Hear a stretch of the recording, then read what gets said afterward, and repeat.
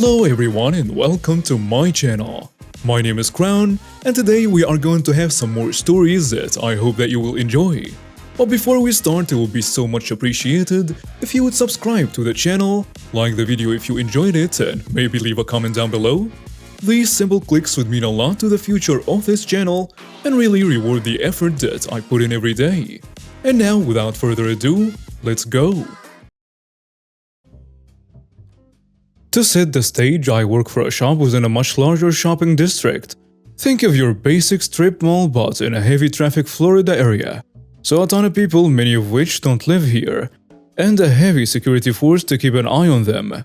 We don't employ the security directly, but as one of the store tenants, they can answer to us if there is an emergency, theft, violence, and so on. Our block of shops has a loading bay behind it, which I personally rarely use for anything other than clocking in and out. Occasionally, people try to park here, despite the fact that there is signage specifically telling people not to do so. Our lots are often backed and they think they can get away with it. I never complain, but the strip security will tow them in a heartbeat if they see it. The local tow company probably makes a killing from it, which is where the story starts. I am exiting for the night and a guy sees me walking out of one of the back doors. We will call him the entitled local.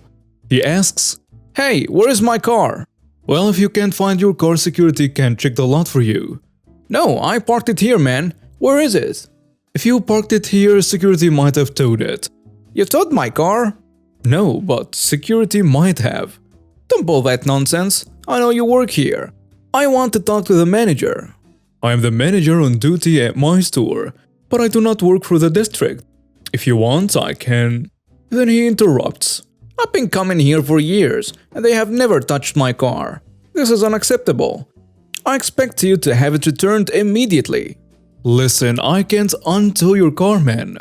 At this point, he became more and more angry, swearing, insulting me, and escalating it to the point of threatening to beat me up.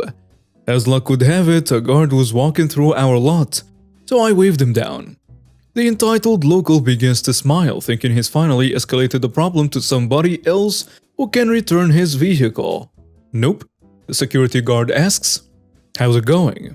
I tell him, "Hey, this is the guy who you towed earlier. He's threatening to beat me up because of it. I want him trespassed off property." Fun fact, the strip is all under a single address, with the individual shops being like apartment numbers.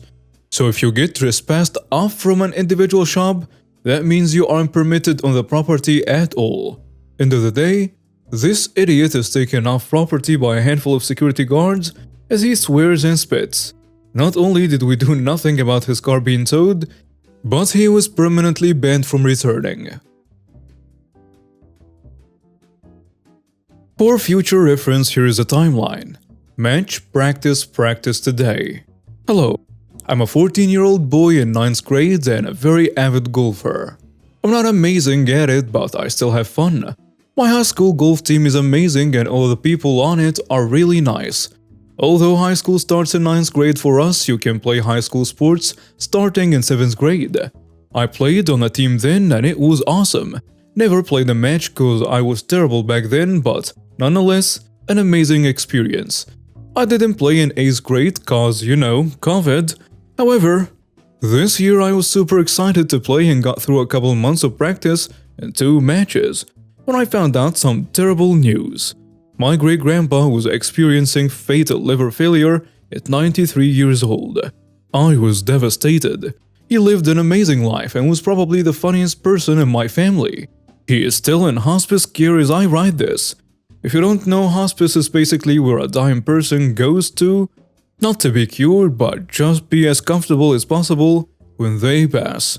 But this is where the entitled parent comes in. My head golf coach is, let's just say, interesting. For the story, I'll call him Coach Jerk. Now, during my 7th grade year, this coach was actually pretty nice.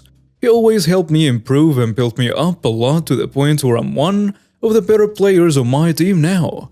But this year though, he became the evil incarnate. The day I found out my great-grandpa was going into hospice, we had a match and was scheduled to be one in the first foursome out. I couldn't go and my parents, super supportive and awesome, agreed to let me stay home.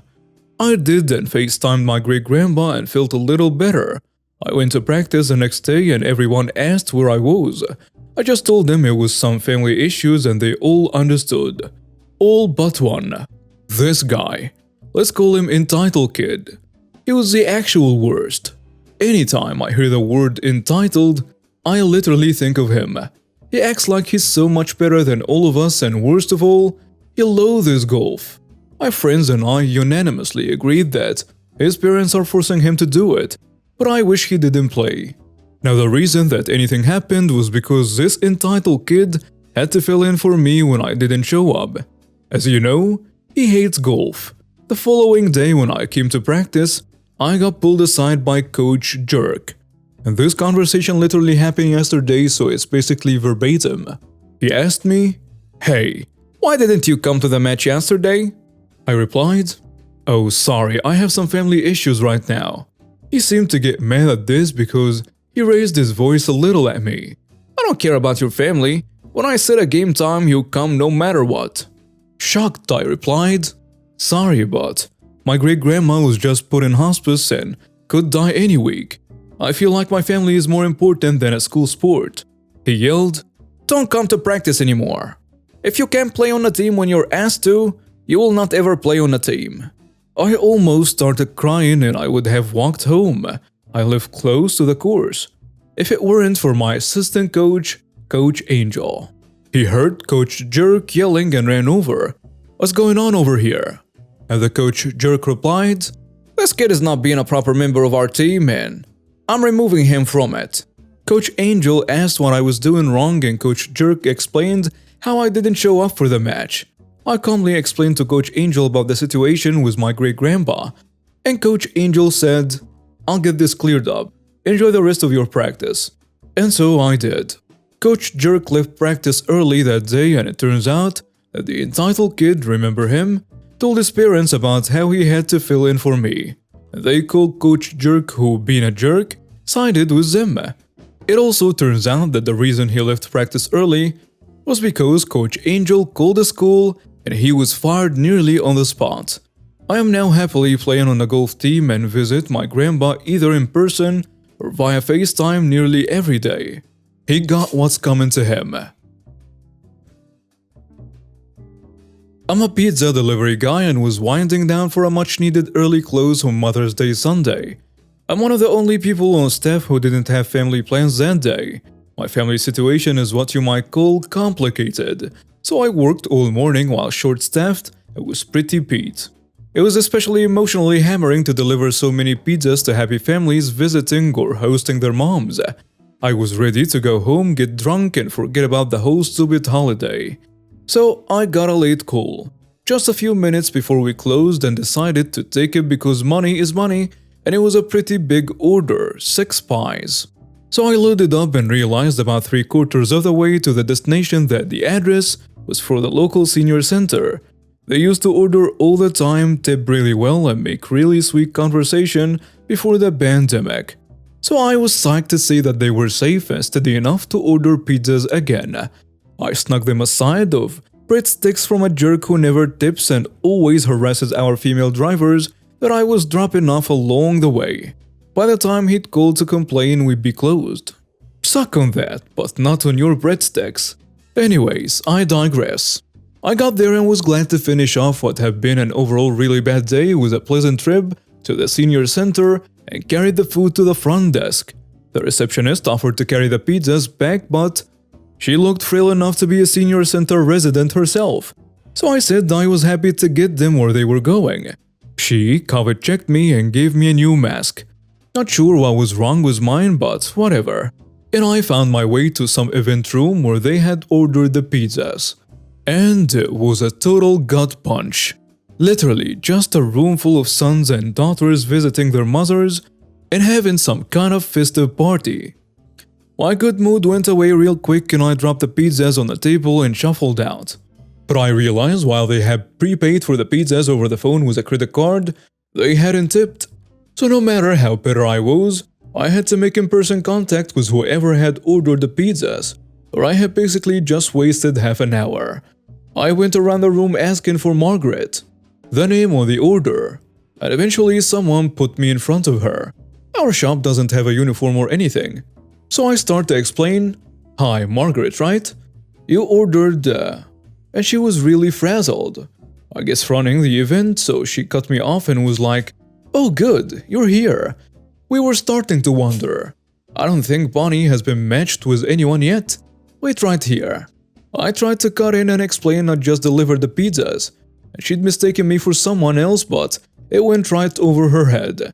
She pushed an old woman over in a wheelchair and said, practically shouting, "Bonnie, this young man is here just for you." And before I could try my explanation again, Bonnie replied, "He is he? Well, full disclosure, son, don't get too attached, 'cause Jesus has my heart." Margaret, the one who'd ordered the pizza, or at least the name we had on it, whispered to me, "She's a real-life wire. Have fun." And then Margaret and my tip were in the wind. Bonnie looked up at me and went, "You like bridge? I hope you brought your checkbook," and started wheeling away to a table.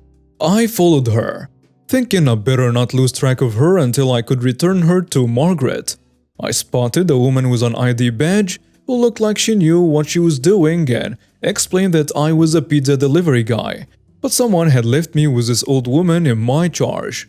I guess my explanation wasn't clear enough because I said something like, "Hey, I was actually delivering some pizzas up here."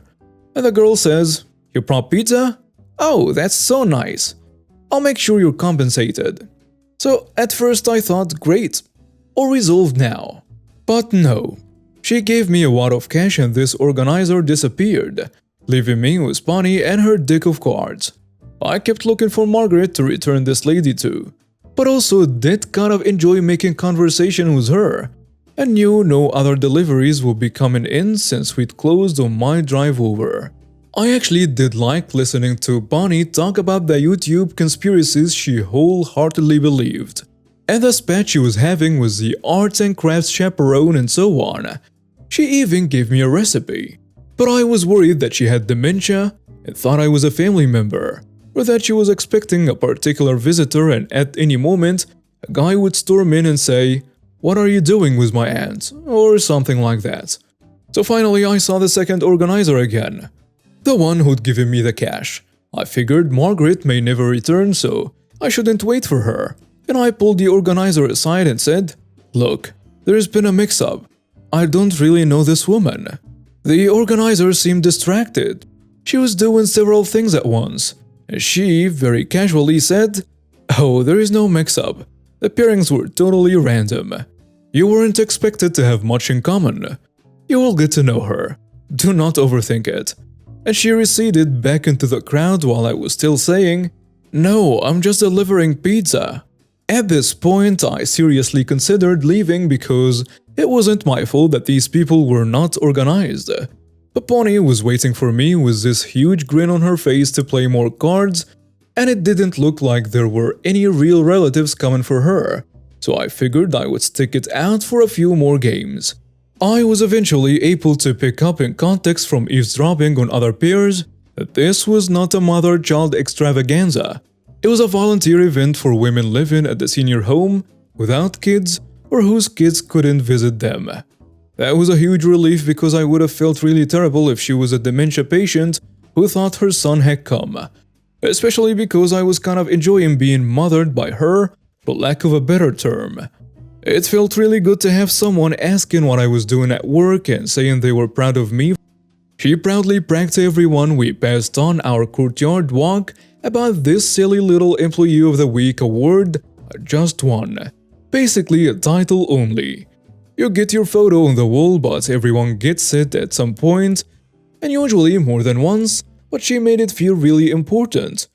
And I really secretly loved how she got outraged over minor transgressions on my behalf.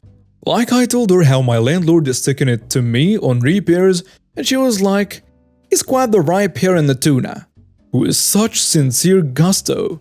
She said she knew a guy who could tune him up for me, and I don't think she was talking about repairs, but I didn't follow up. Every time I tried to extricate myself, she'd have another activity she'd want to do. Once we finished cards, she wanted to do arts and crafts. Once we did that, she wanted me to push her around the courtyard. Once we did that, she was famished from the walk, even though all she did was sit in her wheelchair. And she wanted pizza. It had fed her 2 slices before an orderly appeared and angrily informed me she was not supposed to eat pizza. I do not know how she then ended up with a 3rd slice, but I seriously did not give it to her. Finally, the party was winding down and she wanted me to hang out and watch a game show with her. About 30 seconds into the show, she was asleep. I left her a coupon even though I guess she isn't supposed to eat pizza and headed home. It was kind of nice to spend Mother's Days doing Mother's Day type stuff. Really nice actually. At this point in my life and career, if you want to call it that, I can have no wholly good memories that involve pizza, but this was pretty close. So happy Mother's Days to those who celebrated it. And now we have reached the end of today's stories. Thank you for watching and see you next time.